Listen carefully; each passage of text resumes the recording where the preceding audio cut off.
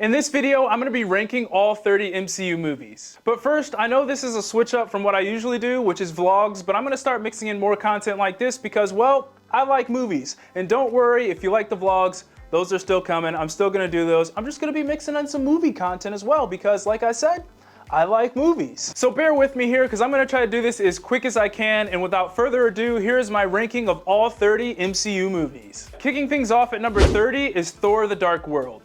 Honestly, this movie was just bad overall. The story wasn't good and the villain was laughable, let's be honest. The whole thing with Jane and the ether just didn't work for me. Long story short, this movie sucks. Let's move on. Coming in at number 29 is The Incredible Hulk. With this movie, the story and Edward Norton's Hulk just didn't work for me. This movie wasn't bad by any means, it was just extremely mediocre. However, the Hulk scenes were good, especially that fight with Abomination at the end of the movie, but other than that, there's not much good I can say about this movie. At number 28 is Iron Man 2. This is another extremely average film. Starting things with the villain, it seems like Mickey Rourke was really just there for the check and could care less about the movie. However, on the good side, we did get the addition of War Machine and probably one of the coolest Iron Man suit-ups in all of the MCU. But other than that, this movie was pretty forgettable. Coming in at number 27 is Thor. This was an okay movie, but I definitely wish they would have cut out some of those Dutch angles. I honestly don't have much to say about this one. I mean, Chris Hemsworth was good along with Tom Hiddleston, but this movie really didn't do anything special. It was really just your typical superhero origin film. At number 26 is Captain Marvel. Now this movie I have some mixed feelings about. It did some things I liked, but it also did some things I really didn't like. The tone of this movie was kind of hard to figure out because I couldn't tell if it wanted to be funny or serious. For me, the pacing was a little bit off in this movie too. There was a scene in this movie, and you may know what I'm talking about, where it felt like the movie was almost over, but we still had the entire third act to get to. And I think Brie Larson was fine as Captain Marvel. She just did her best with what she had to work with. Next up at 25, I have Thor: Love and Thunder. Now the first time I watched this movie, I thought it was awesome, but then I rewatched it a couple times and realized this movie is just not that good. It seems like everything was played off as a joke, and after a while, the jokes ran stale. The saddest part about this movie was the potential it had because it could have been so good. I mean, this movie had Christian Bale of all people for the villain and just didn't do anything with him, which was really disappointing. At 24 is The Eternals. Now, I don't think this movie is bad by any means. I just think they fell victim to trying to put too much into one movie. It definitely had some cool characters that I enjoyed, and those speedster scenes were probably the best part of the movie for me. But the story was tough to follow at some points. Again, that's probably because they had too much in this movie, and it ended up just being okay. Coming in at number 23 is Iron Man 3. Now this is one of those movies that gets better every time I rewatch it. It focuses on Tony and him learning how to be a hero without his suit, which is a lesson that he teaches Tom Holland's Spider-Man in Homecoming, which is a cool connection between these two movies. It's not a great movie, but it is pretty good, and I would be lying to you if I told you that I didn't enjoy watching it. Coming in at 22 is Ant-Man and the Wasp. Now this is one of those movies you just sit down and enjoy. I personally found it really entertaining. It's another one of those movies that didn't really do anything special, but it was just really fun, as I said before. There's not really anything bad I have to say about this movie. I mean, Luis's stories are probably the best part of the whole Ant-Man franchise, and honestly, I would sit down and listen to him tell a story about the whole MCU. Coming in at 21 is Ant-Man. Now I thought this was a good first outing for Ant-Man. Paul Rudd was both funny and entertaining and just an overall joy to watch. This movie did follow that Marvel formula, but I still enjoyed it and it was pretty good. Coming in at 20 is Black Widow. Now I enjoyed this movie, but I just felt like it came out 10 years too late. I like that we got to explore Natasha's background a little bit, but it felt like they used this movie just to introduce Yelena.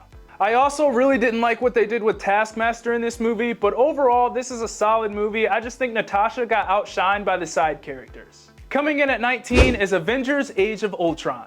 Although this is my least favorite Avengers movie, there are still things I liked about it. I did like the new characters they introduced like Wanda and Vision, and there were some setups in this movie that were paid off in later Avengers movie, and I think that made this movie that much better when you go back and rewatch it. Where this movie fell off for me, sadly, was Ultron. I just really didn't think he was all that menacing, and I never felt that he was a big enough threat to really defeat the Avengers. But otherwise, this was a pretty solid movie. Coming in at number 18 is Doctor Strange. Visually, this is one of the best movies in the MCU.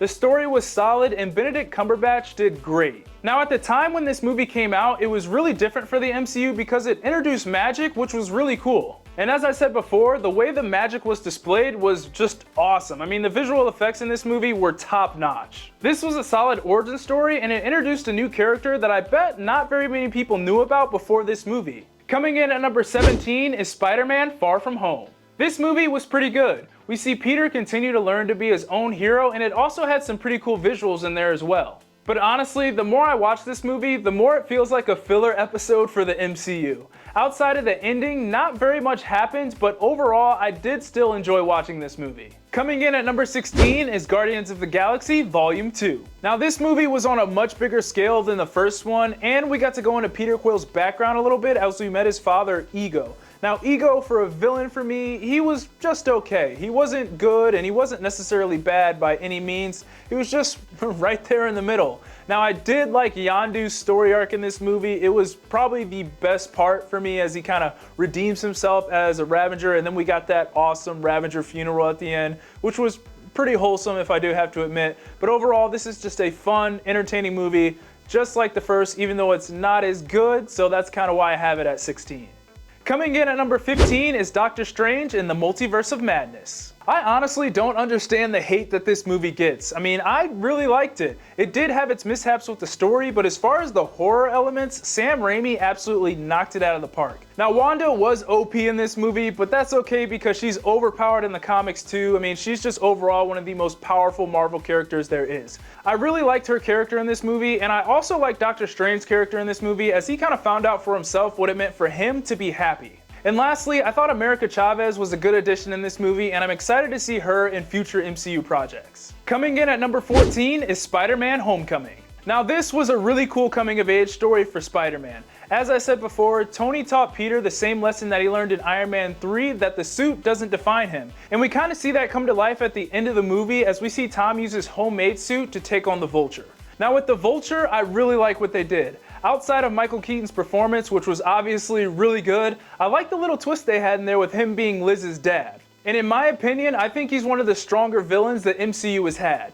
Anyways, overall, this is a really good Spider-Man movie. I have it as the second best Spider-Man movie in the MCU, and you could probably guess what my number one Spider-Man movie is. Okay, on to the next one. Coming in at number 13 is Captain America: The First Avenger. I feel like this movie is a little bit underrated. It's a really good origin story for Captain America. Obviously, Chris Evans was the perfect casting for the role, but I think the strength of this movie was its side characters. I mean, we had characters like Peggy, Bucky, the Howling Commandos, and then Red Skull as the main villain was really good, even though I wish they used him just a little bit more in this movie. I think it also did a really good job at transporting us back into the 1940s and really immersing us in Cap's world. We really got to know Steve and why he is the way he is, and honestly, it just all turned out very, very well. At number 12 is Iron Man.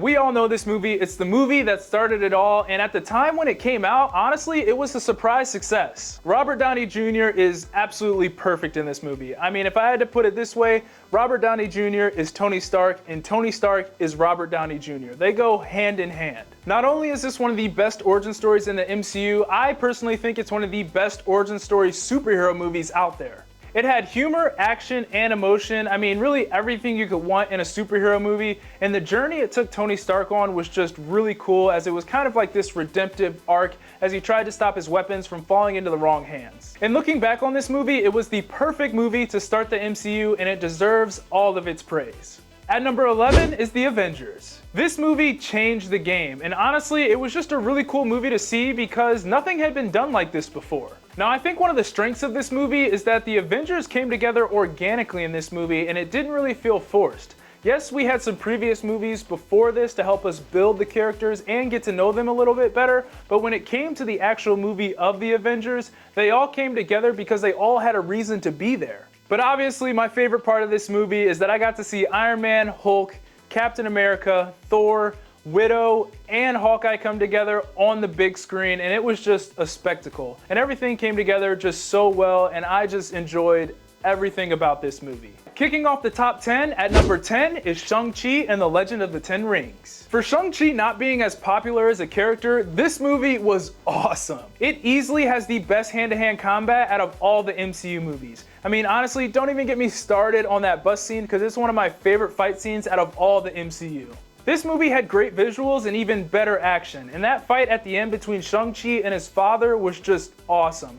I mean, it had emotion and the tension had just been building up all movie long. And plus, the use of the 10 rings in that fight was honestly one of the most badass things I've ever seen. Coming in at number 9 is Black Panther: Wakanda Forever. This was just a great sequel. It paid tribute to Chadwick Boseman in the best way possible, and then Shuri's journey in this film was outstanding. We saw her go from grieving her brother, her mother, and not wanting to become the Black Panther to later in the movie where she obviously becomes the Black Panther and assumes this leadership role in Wakanda, and it was just a beautiful character arc overall. And I can't forget Namor because he was also a highlight of this film. They gave him a great backstory, and I think his overall character arc in this movie as well was done very, very well. This was an emotional story for everyone involved, and it turned out very, very well. And I also have to mention that Angela Bassett killed it, and I hope she gets an Oscar for her performance because she was also awesome in this movie.